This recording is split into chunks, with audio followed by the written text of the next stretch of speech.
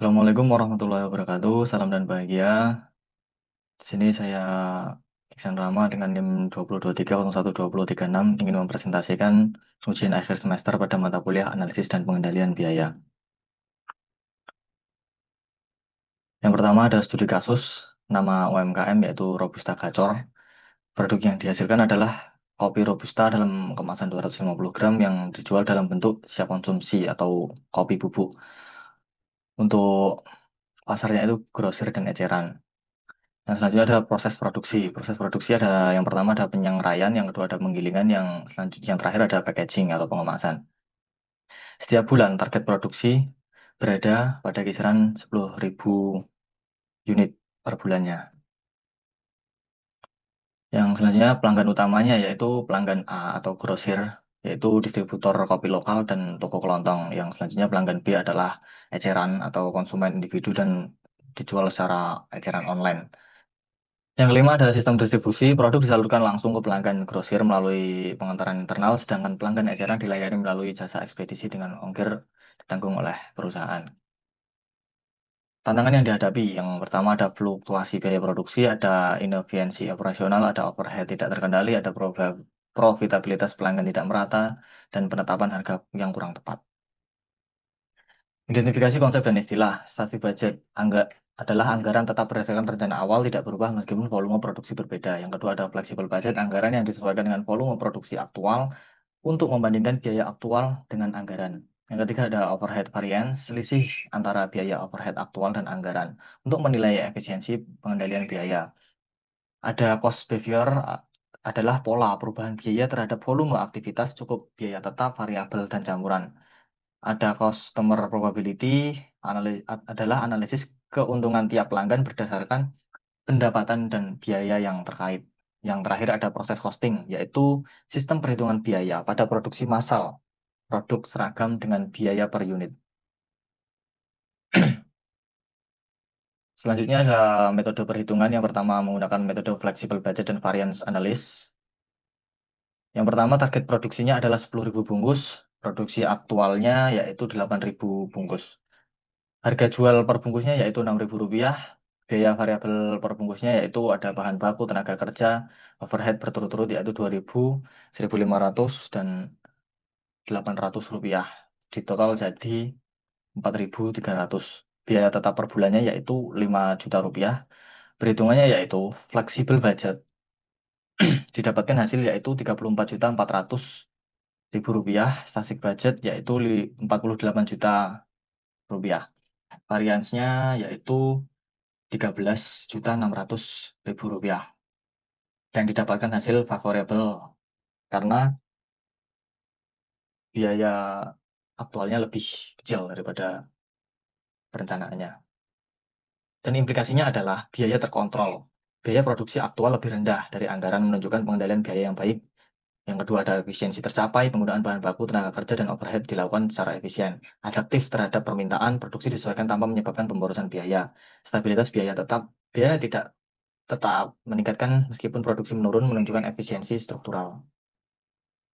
Yang selanjutnya yang kedua ada overhead variance. Overhead tetap anggaran yaitu 5 juta, overhead tetap aktual yaitu 5.400.000, variance overhead tetap yaitu 400.000.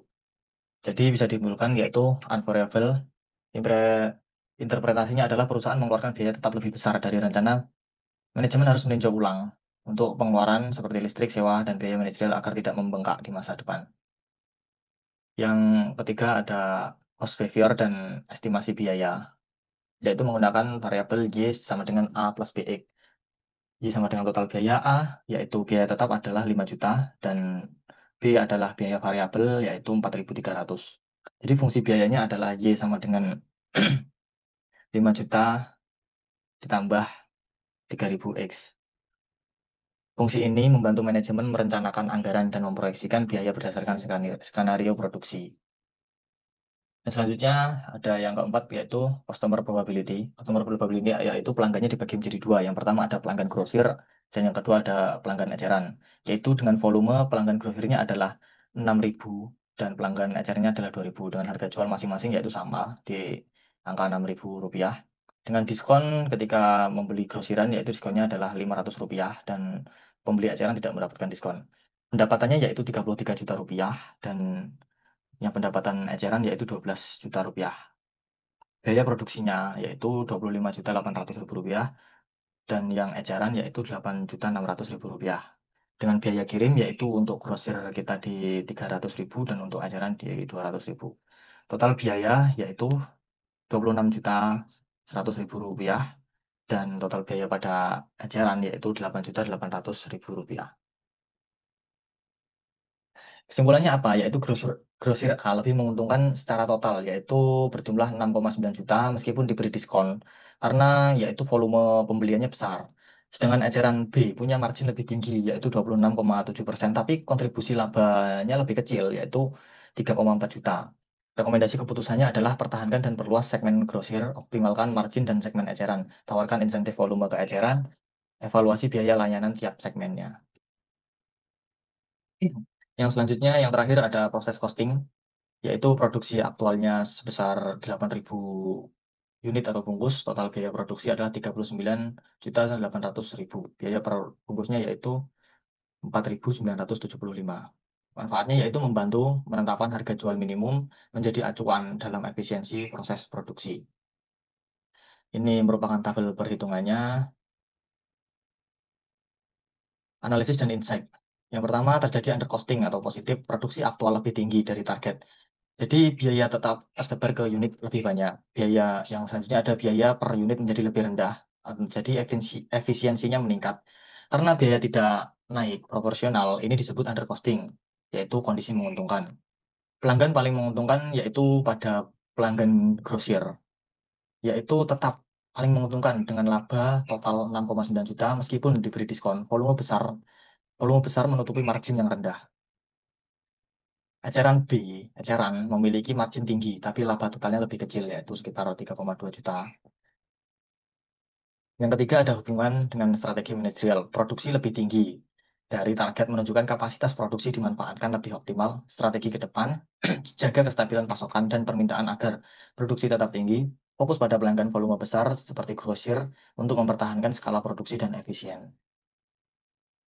Kesimpulan dan rekomendasi. Kesimpulan yaitu produksi aktual yang lebih tinggi dari target menunjukkan performa operasional yang baik karena kapasitas produksi dimanfaatkan secara optimal. Yang kedua terjadi undercosting. Biaya tetap tersebar ke lebih banyak unit sehingga biaya per unit turun dan margin keuntungan meningkat. Pelanggan grosir memberikan kontribusi laba tertinggi meskipun diskon karena volume pemesanannya besar. Eceran memiliki margin unit yang lebih tinggi namun kontribusi labanya lebih kecil karena volume pembeliannya lebih rendah.